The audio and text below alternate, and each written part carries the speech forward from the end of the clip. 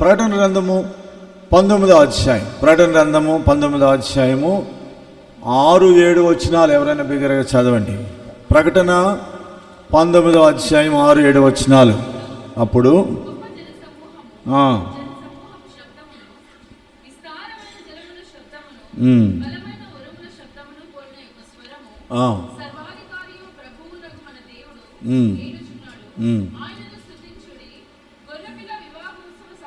గొర్రెపిల్ల వివాహోత్సవ సమయము వచ్చినది, ఆయన భార్య తన్ను తాను సిద్ధపరచుకొని.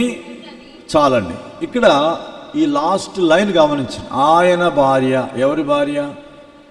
గొర్రెపిల్ల భార్య తన్ను తాను సిద్ధపరచుకొని ఉన్నది. ఇప్పుడు వివాహం జరగబోతుంది. వివాహం కంటే ముందేం జరుగుతుంది? ప్రధానం జరుగుతుంది, ఎంగేజ్మెంట్ జరుగుతుంది. ఎంగేజ్మెంట్ కంటే ఇంకా ముందేం జరుగుతుంది? నిశ్చితార్థం. సరే, అంటే పెళ్లి చూపులు కదా. అబ్బాయి పోయి అమ్మాయిని చూడడము, నచ్చడము, మాట్లాడుకోవడము, కట్నాలు పుట్నాలు అన్నీ మాట్లాడుకోవడము, అన్నీ మాట్లాడుకొని ఓకే అన్న తర్వాత ఏం చేస్తారు? డేట్ నిశ్చయపరుస్తారు, తేదీ నిర్ణయిస్తారు. ఆ తేదీ నిర్ణయం అయిన తర్వాత ఇప్పుడు అబ్బాయి వివాహం కొరకు సిద్ధపడతాడు. అమ్మాయి ఇంట్లో ఏం చేస్తుంది? ఆ వివాహం కొరకు సిద్ధపడుతూ ఉంటుంది. కాబట్టి ఎప్పటి వరకు సిద్ధపడుతూ ఉంటుంది? ఆ దినం వరకు సిద్ధపడుతూ ఉంటుంది.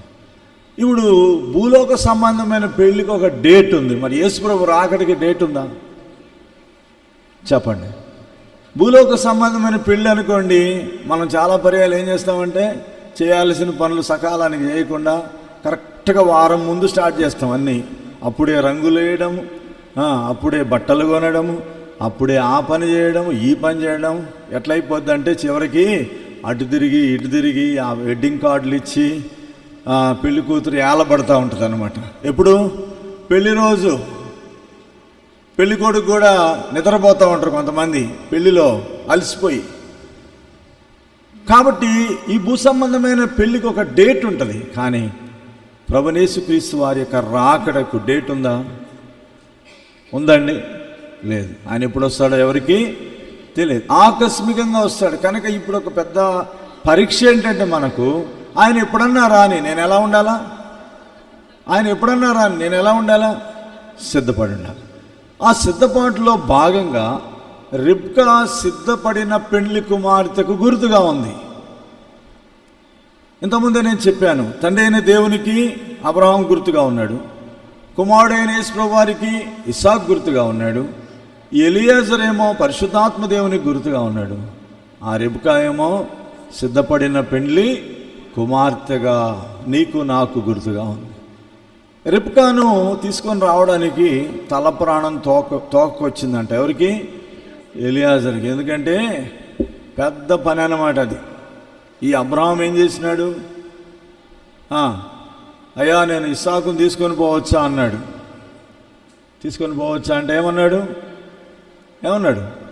తీసుకొని పోవడానికి వీల్లేదు అని ప్రమాణం చేయించుకొని వెళ్ళాలా, పలానా చోటికి వెళ్ళు, నువ్వే సెలెక్ట్ చేయాలా, నువ్వే తీసుకొని రావాలి. ఎంత పెద్ద పరీక్ష కదా అండి. పెళ్లి చూపులు అంటే పెళ్లి సంబంధాలు కుదర్చడం కూడా చాలా కష్టమే.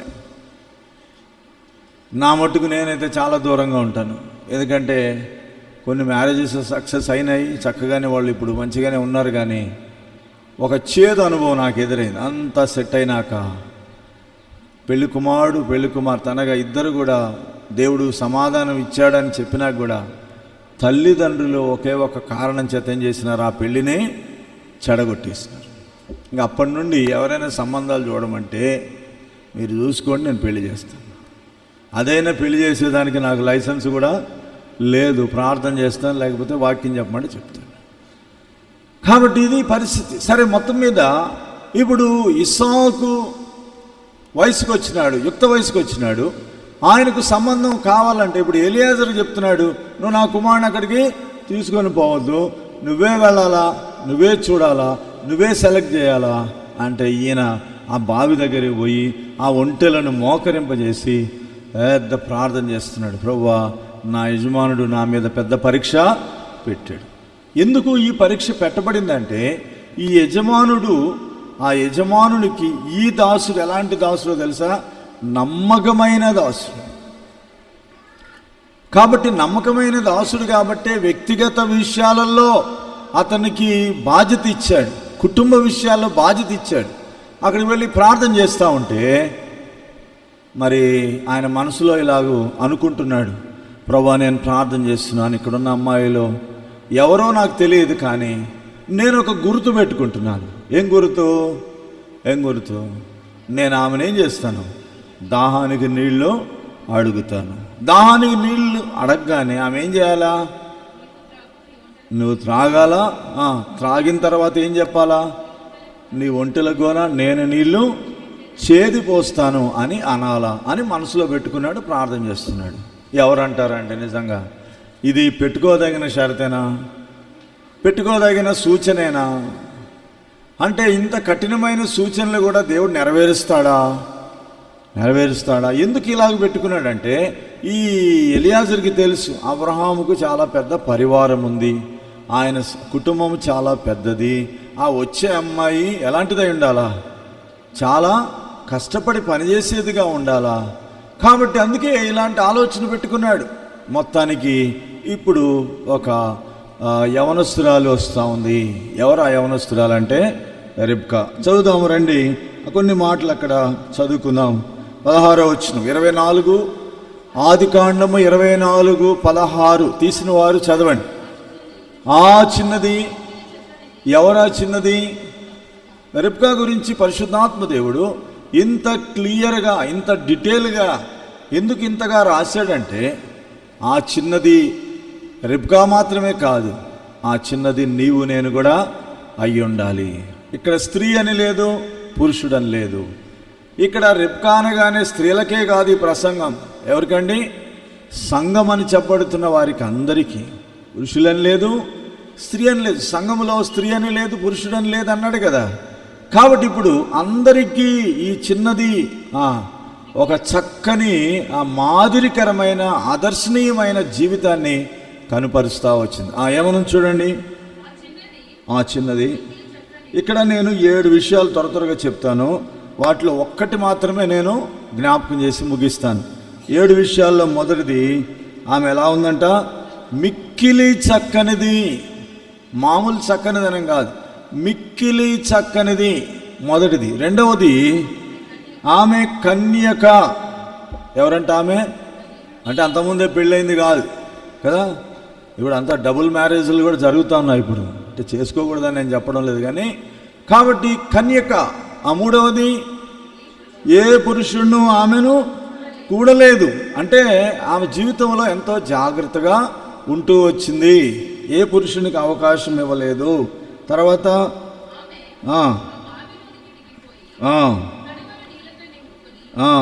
చాలు. ఈ 4వది ఏంటంటే ఒక కడవ భుజాన పెట్టుకొని వచ్చింది.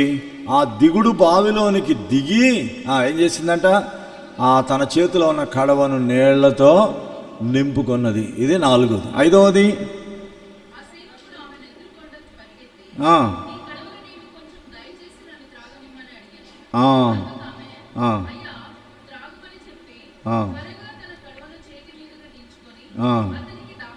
కాబట్టి ఉపకారము చేసే స్వభావం, పరోపకారిపికి ఉపకారము తెలియని వానికి కదా. చాలా పర్యాలు మనం తెలిసిన వాళ్ళకే చేస్తూ ఉంటాము, తెలిసిన వాళ్ళకి చేయడం కూడా కష్టమైపోయింది ఇప్పుడు కదా. కానీ తెలియకపోయినా ఒక పరదేశి లాంటి వాడు ఎవరో, ఆయన ఎవరో తెలియదు, ఈమెమో యవనస్తురాలు, ఈ దినాలు యవనస్తులు అంటే ఏమైపోతారు? ముందుకొచ్చి కూర్చోండి అమ్మా అని యవనస్తులు ఎక్కడ కూర్చుంటారు? వెనకే ఏదో పెద్ద భయం కలిగిన వాళ్ళలాగా ఇక్కడ మందిరాల్లో విచిత్రంగా ప్రవర్తిస్తూ ఉంటారు. కాబట్టి ఇక్కడ మనం చూస్తే ఈమె తానెవరో తెలియకపోయినా కూడా ఉపకారము చూపించేదిగా ఉంది, ఉపకారము చేసే స్వభావం. తర్వాత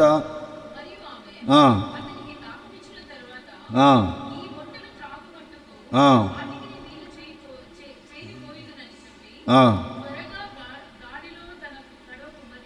ఆ, ఆ.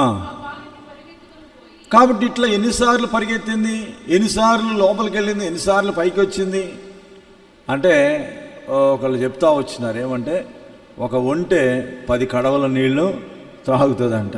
అంటే ఎన్నిసార్లు లోపలికి వెళ్ళాలా, ఎన్నిసార్లు పైకి రావాలి, ఎన్ని కడవలు పోసిందని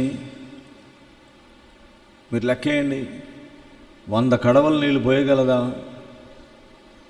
కాబట్టి సరే, ఆమె పోసిందో లేదో తర్వాత సంగతి, కానీ మొత్తానికైతే తన హృదయంలో ఉన్న మాట మాత్రము వెల్లడి చేసింది. ఏమని?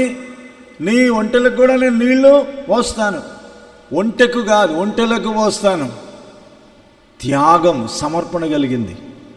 త్యాగము, సమర్పణ, క్రయం చెల్లించేది, కష్టపడేది.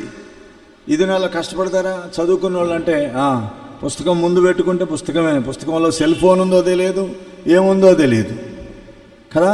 పుస్తకంలో ఏం పెట్టుకుంటున్నారు? సెల్ ఫోన్ పెట్టుకొని భలే చదువుతూ ఉంటారు. తల్లిదండ్రులు ఏమనుకుంటారు? బాహ, మా అమ్మాయి భలే చదువుతుంది, మా అబ్బాయి భలే చదువుతున్నాడు. ఒట్టిదే, దొంగలు. లోపల వేరే ఉంటుంది. ముసుగు పెట్టుకొని చూసేవాళ్ళు కూడా ఉన్నారు. కాబట్టి ఎందుకు నేను చెప్తున్నానంటే, ఇక పని చేయరు. ఏదైనా పని చెప్తే మాత్రం చిరాకు కదా. ఈరోజు మన పిల్లలకి పని చెప్తే ఎలా ఉంటుంది?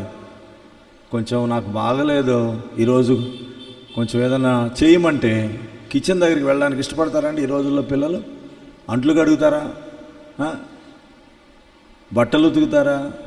బట్టలు ఉతికేదానికి మిషన్లు వచ్చినాయి కదా, పప్పు రుబ్బడానికి మిషన్లు వచ్చినాయి, పొయ్యి లేదు కదా, స్టవ్ వచ్చింది, మిక్సీ గ్రైండర్లు వచ్చినాయి. ఇంకా 2 రోజులు పోతే డిష్ వాషర్లు కూడా మనకు అందుబాటులోకి వస్తాయి. అంటే అంట్లు కడిగే మిషన్లు కూడా వస్తాయి. ఇన్ని వచ్చినా కూడా బద్ధకం కదా. కానీ రిబ్కా ఎంత త్యాగం కలిగింది. ఆ యవన కాలంలో ఏం చేస్తుంది? దిగుతూ ఉంది, ఎక్కుతూ ఉంది, నీళ్లు చేది, సమర్పణ, త్యాగం కలిగింది. లాస్ట్ది ఏంటంటే 7వ విషయము, 24 వచ్చింది చదవండి. 24 వచ్చింది లేక 25 అండి, 25. మరియు ఆమె చాలా గట్టియు విశాల హృదయం కలిగింది, కుంచితమైన స్వభావం కాదు. ఆయన అడిగాడు, అమ్మ ఈ రాత్రి ఉండడానికి మీ ఇంట్లో స్థలం ఉందా అంటే ఏమంటుందండి? చాలా గడ్డి. దేనికి? ఒంటెలకి. తర్వాత మేతయు, రాత్రి బస చేయుటకు స్థలం కూడా ఉన్నాయి. కాబట్టి రండిని ఆహ్వానిస్తూ ఉంది. ఇది నాళ్ళు ఏం చేస్తారు? ఎట్లాంటి టెక్నాలజీ వచ్చింది ఈ రోజుల్లో. పూర్వదినాల్లో ఇంటికి పిలిచి కాళ్ళకు కడుక్కోవడానికి నీళ్ళు ఇచ్చి, చాలా అతిథి దేవోభవ అన్నట్లుగా ఏం చేసేవాళ్ళు? అతిథి దేవోభవ అంటే, అతిథి అంటే బంధువు, ఏంటి ఒక దేవునితో సమానుడని ఎంతో చక్కగా చూసుకునేవాళ్ళు, ఎంతో ప్రేమగా చూసుకునేవాళ్ళు. ఇప్పుడు రోజులు మారిపోయినాయి కదా. పూర్వదినాల్లో సామెత ఏంటంటే 3 రోజులు మురికి చుట్టం అంట, 3వ రోజు మురికి. ఇప్పుడు 3 గంటల్లోనే మురికి చుట్టం అయిపోతుంది. 3 గంటలు చాలు. అట్లాంటి రోజులు వచ్చేసినాయి. కాబట్టి ఎంత విశాల హృదయం ఉంది. రండి, రాత్రి మా ఇంట్లో ఉండండి అని చెప్తాను. 7 విషయాలు చెప్పాను. మిక్కిలి చక్కనిది, కన్యక, ఏ పురుషుడు ఆమెను కోడలేదు, బావిలోనికి వెళ్ళి నీళ్ల చేత కడవ నింపుకున్నది, ఉపకారం చూపించింది. 6వది సమర్పణ, త్యాగము, కష్టపడే స్వభావం కలిగింది. 7వది విశాల హృదయము కలిగింది. సంఘానికి దాదాపు 7 లక్షణాలు ఉండాలని ప్రభు కోరుతున్నాడు. అప్పుడే పరలోకపు ఇస్సాకు ఏం చేస్తాడు? నిన్ను తీసుకొని పోవడానికి వస్తాడు. ఈ సిద్ధపాటు అవసరం. సరే, వీటిలో మొట్టమొదటి చూద్దాం. ఏమన్నది అక్కడ?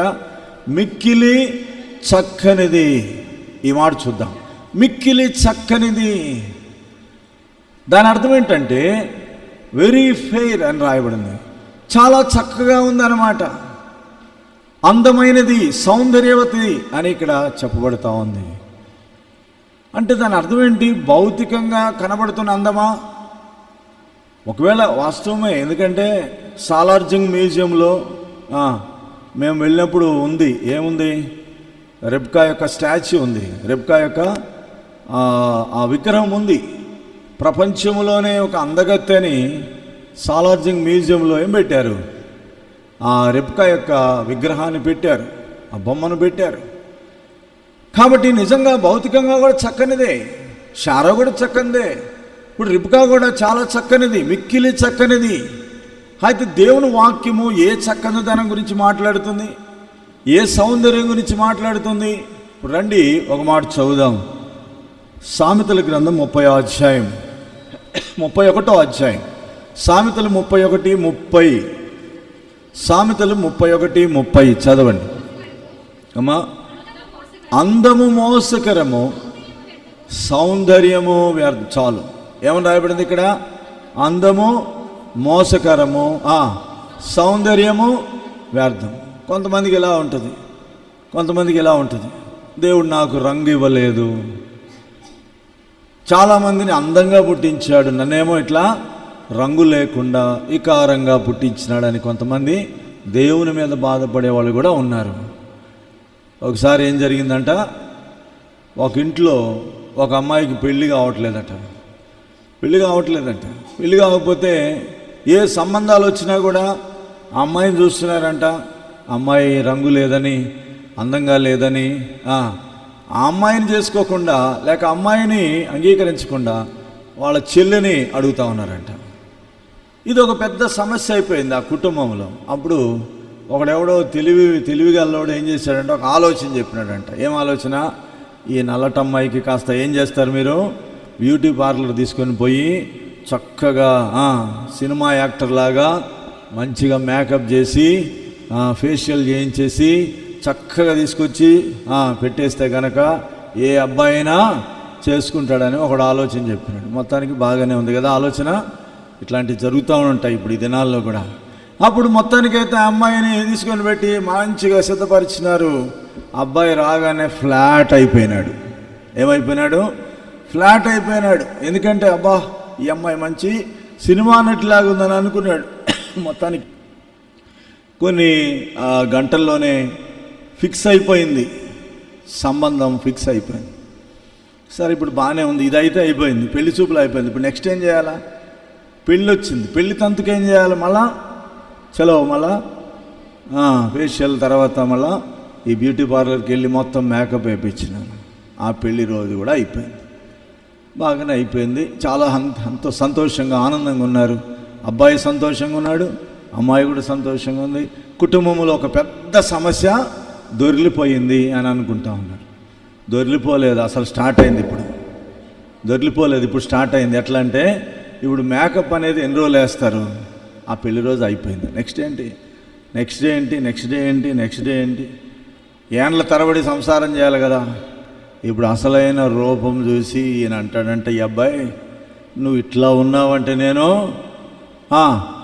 అసలు చేసుకునేవాడిని కాదు అని అబ్బాయి అంటాను. ఈ అమ్మాయి కూడా అందంటే, నువ్వు ఇట్లాంటి వాడు అయితే నేను కూడా. ఇట్లాంటి తంటాలు ఎన్నో మనం సమాజంలో చూస్తాం. అందము మోసకరము, సౌందర్యము.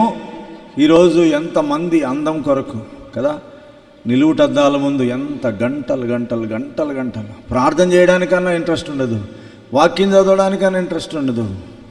నిలువుటద్దాలు పెట్టుకొని డ్రెస్సింగ్ టేబుల్ ముందు అన్ని రకాల కిట్టు పెట్టుకొని ఎన్ని తిప్పలు పడతా ఉన్నారంటే, ఎన్ని తిప్పలో పడతారు. బైబిల్ చెప్తుంది అందము మోసక అంటే ఓన్లీ బ్రదర్సే కాదు, సిస్టర్సే కాదు, బ్రదర్స్ కూడా ఇదే పరిస్థితి.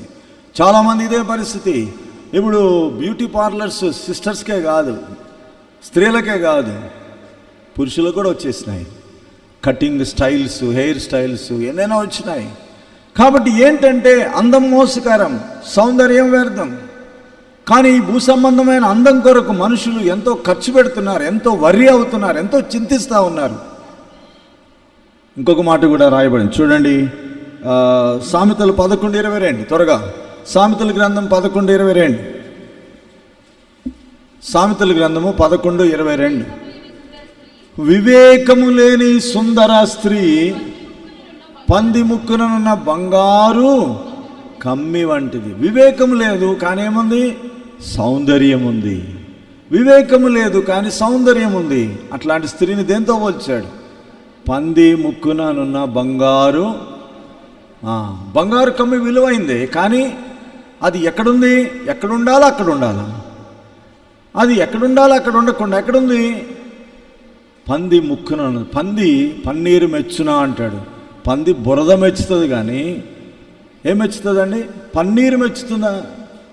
కాబట్టి అదే వివేకము, జ్ఞానము, భయభక్తులు లేని జీవితం, దీనత్వం లేని జీవితం. దైవజనుడు భక్సింగ్ గారు ఒక సందర్భంలో ఒక పుస్తకంలో రాస్తూ వచ్చినాడు. ఒక అమ్మాయి బ్యూటీ పార్లర్కి వెళ్ళి చక్కగా మేకప్ చేసుకొని ఎప్పుడు బాగా సౌందర్యంగా అందంగా ఉండాలని కనబడతా ఉందంట. అలాంటి అమ్మాయి ఒకవేళ నీ ఇంట్లో ఉంటే ఆ అమ్మాయికి రాత్రి అన్నం పెడితే, రాత్రి మిగిలిపోయిన చద్దన్నం పెడితే ఆమె ముఖం ఎట్లా ఉంటుంది అన్నాడు.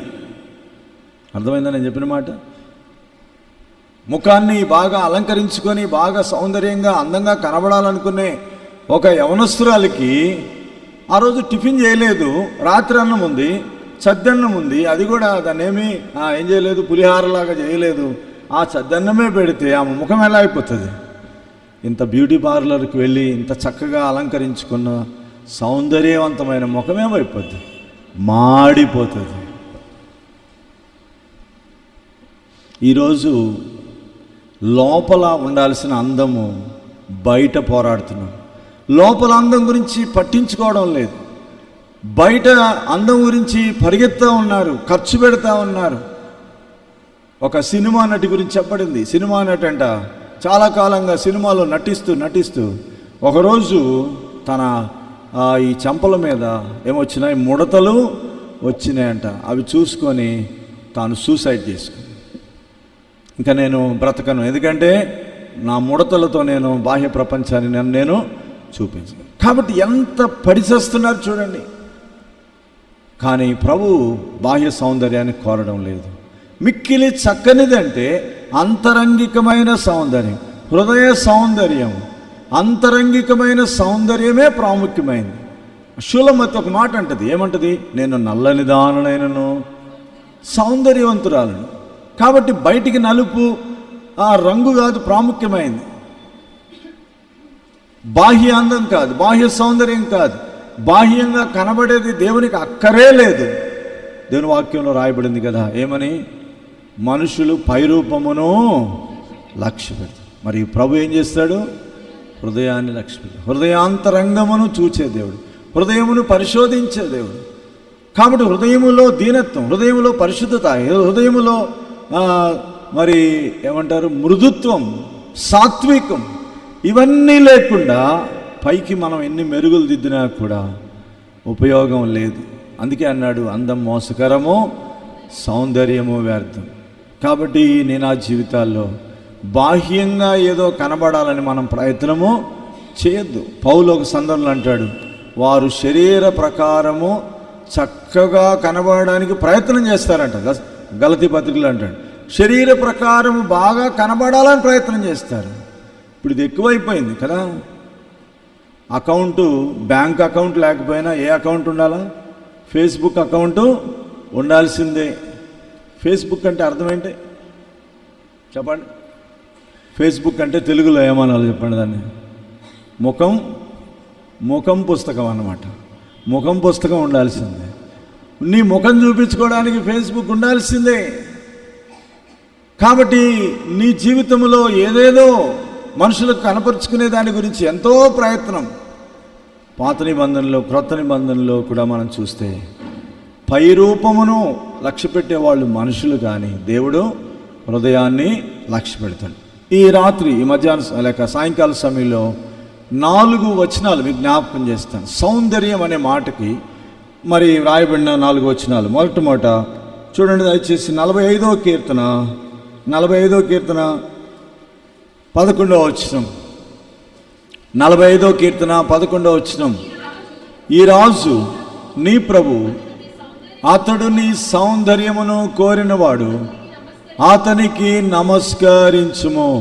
ఈ రాజు నీ ప్రభు, అతడు నీ సౌందర్యమును కోరినవాడు, అతనికే. కాబట్టి ఏ రాజు అయినా, ఏ రాజు? సొలొమోన్ రాజా? దావీదు రాజా? ఏ రాజు? ఎవరి గురించి ఈరోజు మనం జ్ఞాపకం చేసుకుంటున్నామంటే రాజులకు రాజు, ప్రభులకు ప్రభు, మహా సౌందర్యవంతుడైన ప్రభు, ఆయన గురించి రాయబడింది, ధవళవర్ణుడు, రత్నవర్ణుడు, 10,000 మంది పురుషులలో గుర్తింపదగినవాడు, అతి కాంక్షణీయుడు, అతి మనోహరుడు, అత్యంత పరిశుద్ధుడు. ఆ సౌందర్యం కలిగిన ప్రభు, అద్భుతమైన సౌందర్యవంతుడైన ప్రభు ఏం కోరుతున్నాడు? నీ సౌందర్యాన్ని కోరుతున్నాడు. ఎట్లాంటి సౌందర్యము?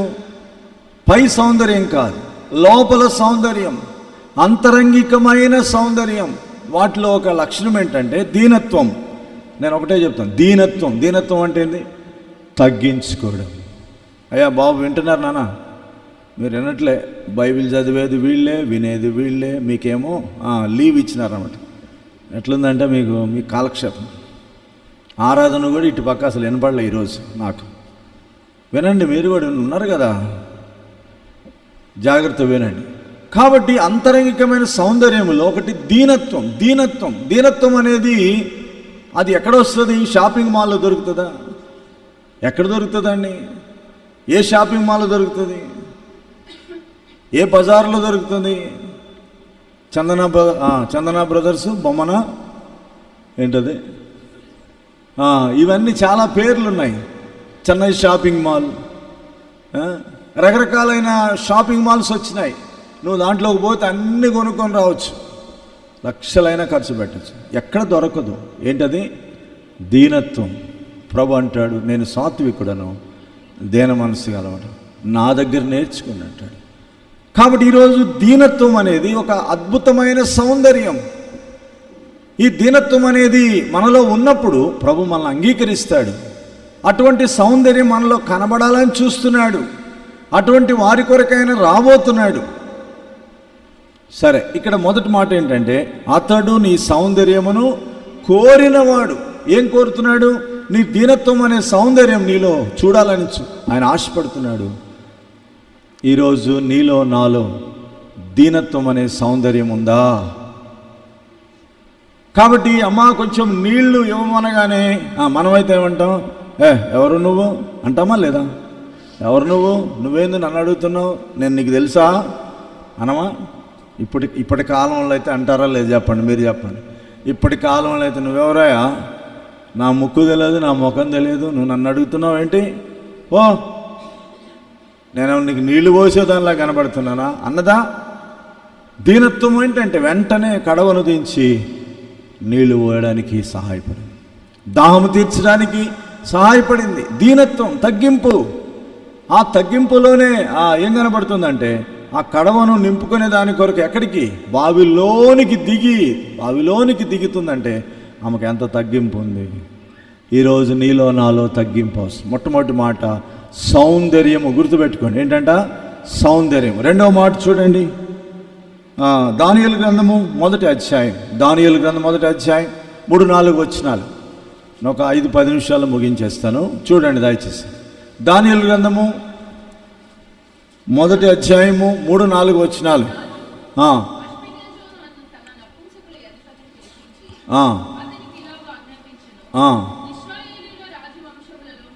ముఖ్యులై చాలు. ఒక్క మాట మనకు చూడాలి. మొదటిది సౌందర్యం. నా వెనక్కి చెప్పండి. మొదటిది ఏంటి? సౌందర్యము. రెండవది ఏంటంటే లోపము లేని సౌందర్యం. అదేంది? లోపము లేని సౌందర్యం ఉంటుందా? అంటే ఇక్కడ సెలక్షన్ చేసేటప్పుడు రాజవంశానికి చెందిన వారుగా ఉండాలా? వాళ్ళని అంతా టెస్ట్ చేయాలన్నమాట. వాళ్ళ అవయవాలన్నీ కరెక్ట్గా ఉండాలా? లోపం లేని సౌందర్యం అంటే ఒకడికేమో పొడుగుంటుంది ముక్కు కదా, అది లోపం. ఒకరికేమో లోపలికి పోద్ది ముక్కు. ఒకడికేమో చెవులు పెద్దగా ఉంటాయి, ఒకడికేమో చిన్నగా ఉంటాయి. ఒకరికేమో కళ్ళు విశాలాక్షి అంట. విశాలాక్షి అంటే ఏంది? పెద్ద కళ్ళు. మీనాక్షి అంటే చెప్పండి, మీనాక్షి అంటే చేప కన్నులు, లోపలికి ఎక్కడికో పోతాయి.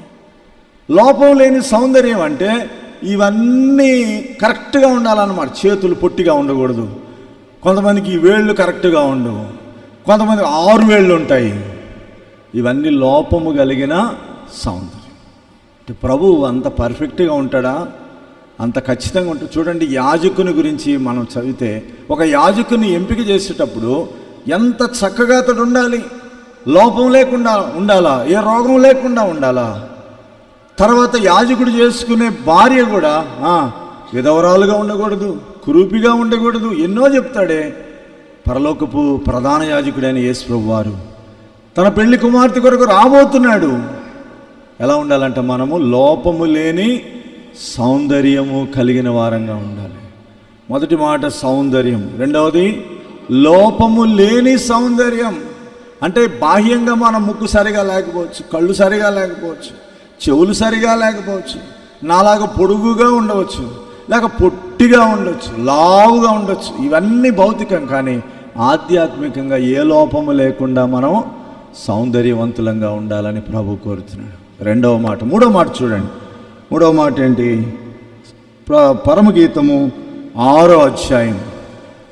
పరమగీతము 6వ అధ్యాయము మొదటి వచనం.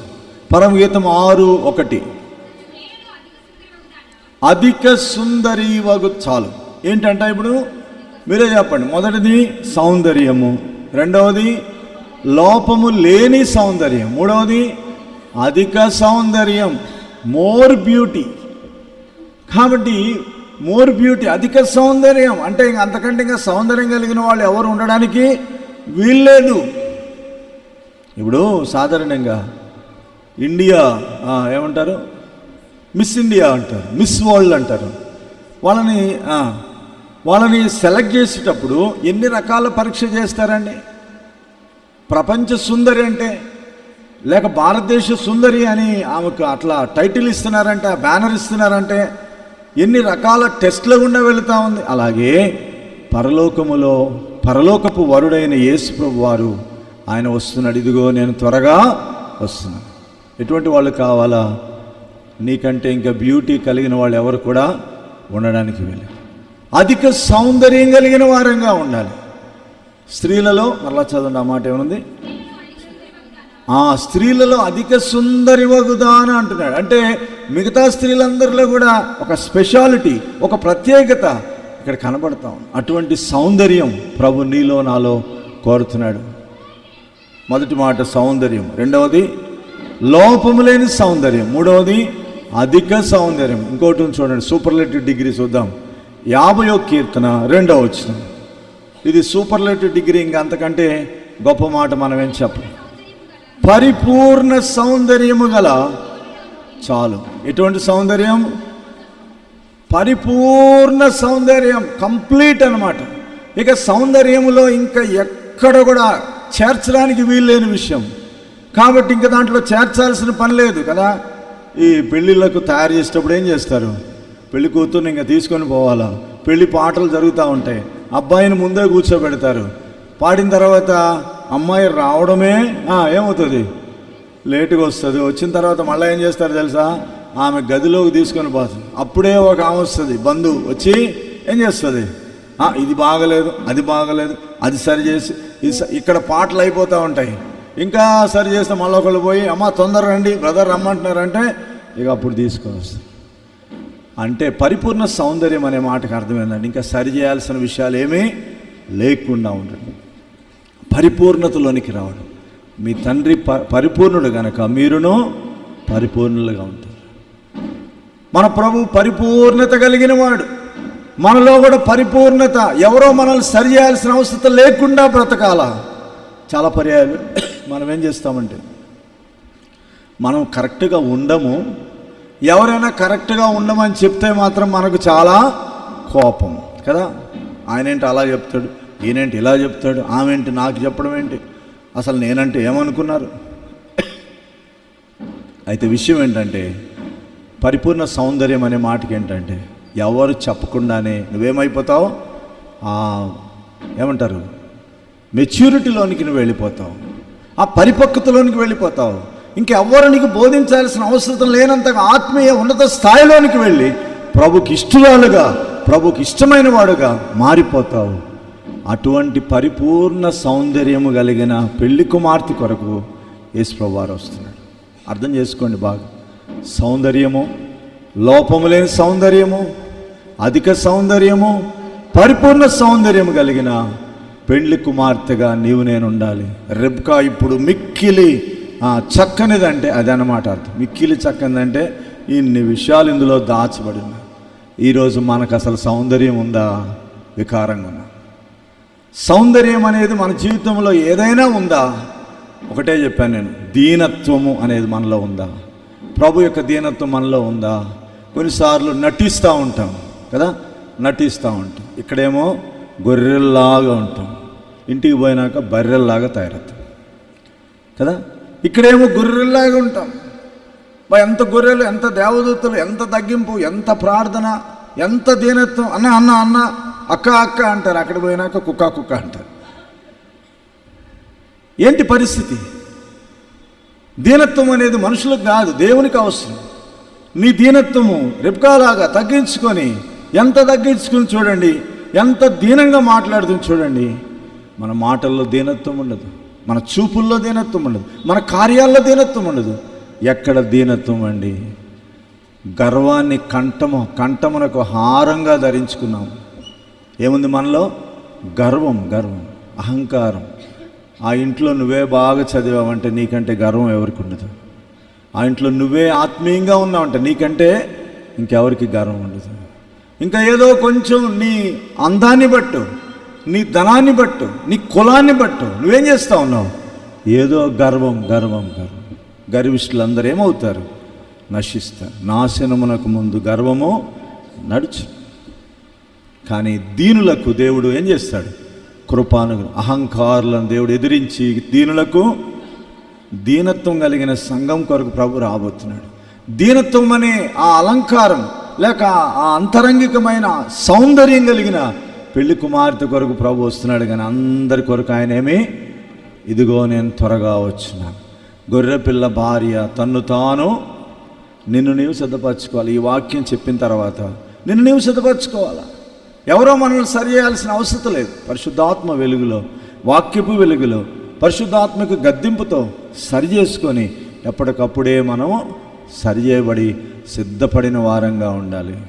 ఇప్పుడు మన పిల్లల్ని ఏం చేస్తామంటే ఎల్కేజీ పంపిస్తాం, యూకేజీ పంపిస్తాం, నెక్స్ట్ ఫస్ట్ క్లాస్ పంపిస్తాం, సెకండ్ క్లాస్ పంపుతాం కదా.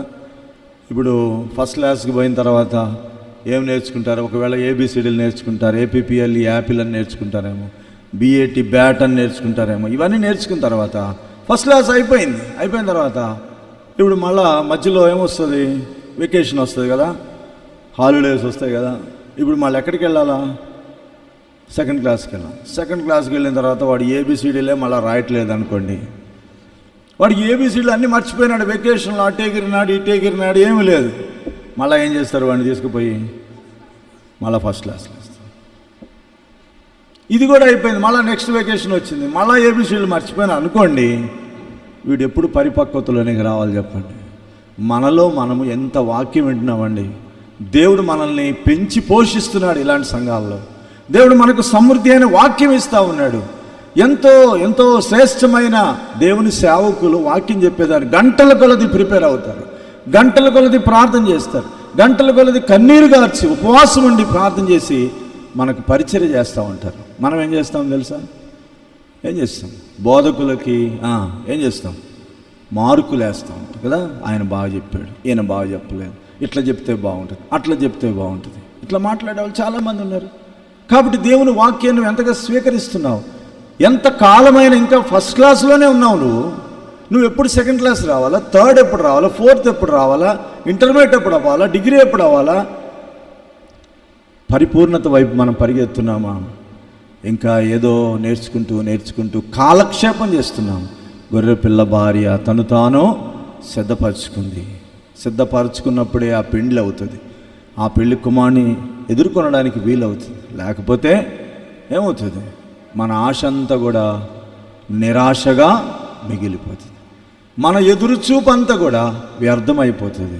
పాటలు పాడుతాం బాగానే, పరలోకమే నా దేశము, తర్వాత మహిమరాజు సన్నిధిని పాటలు పాడుతాం. కానీ నిజంగా ఆయన వచ్చినప్పుడు మనము ఎక్కడ ఉంటామో కొట్టుకొని పోతాం.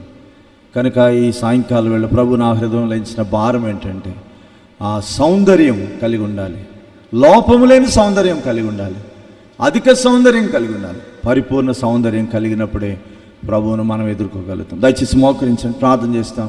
కొన్ని క్షణాలు ఎవ్వరు లేవద్దు, కొన్ని క్షణాలు మౌనంగా మన జీవితాలు ఒక్కసారి పరీక్షించుకుందాం.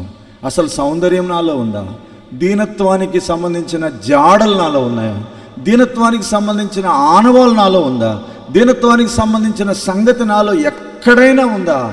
పైకి నేనేదో దీనత్వంగా నటిస్తున్నాను కానీ లోపల నా దీనత్వం ఉందా?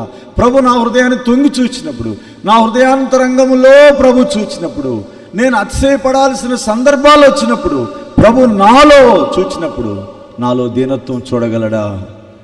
ఇంకా నాలో ఏమైనా అతిశయం ఉందా? ఇంకా నాలో ఏమైనా గర్వం ఉందా? ఇంకా నాలో ఏదైనా కాని విషయం ఉందా? ఒకసారి మనల్ని మనం పరీక్షించుకొని ప్రభు దగ్గర పశ్చాత్తాపడదాం. ప్రభువా, నువ్వు త్వరగా రాబోతున్నావు కానీ నేను సిద్ధంగా లేనయ్యా. ఇంకా నాలో గర్వము, ఇంకా నాలో కఠినత్వం, దీనత్వానికి సంబంధించిన స్వభావం నాలో లేదయ్యా. ఈ అంతరంగికమైన సౌందర్యం నాలో లేదు ప్రభువా. పై సౌందర్యం చూస్తున్నాను కానీ లోపల ఉండాల్సిన సౌందర్యాన్ని విడిచిపెట్టినాను. ప్రభువా, నన్ను కనికరించు. సౌందర్యం గల వ్యక్తిగా, అది లోపం లేని సౌందర్యం కలిగిన వ్యక్తిగా, అధిక సౌందర్యం కలిగిన వ్యక్తిగా, పరిపూర్ణ సౌందర్యం కలిగిన వ్యక్తిగా నన్ను తీర్చిదిద్దండి ప్రభువా. ఇదిగో నా జీవితాన్ని చేతికి అప్పచెప్తున్నాను. నిజంగా ఇప్పటి వరకు నా సమయాన్ని, నా ద్రవ్యాన్ని అన్నీ వేస్ట్ చేసినాను. ప్రభువా, నన్ను కనికరించమని ప్రభుని అడుగుదాం. ప్రభు మనల్ని సిద్ధపరుస్తాడు. ఆ ప్రభు పెళ్లి కుమారుని కొరకై మనము సిద్ధపడి ఎదుర్కొందాం. ప్రభు ఈ మాటలు దీవించునుగాక.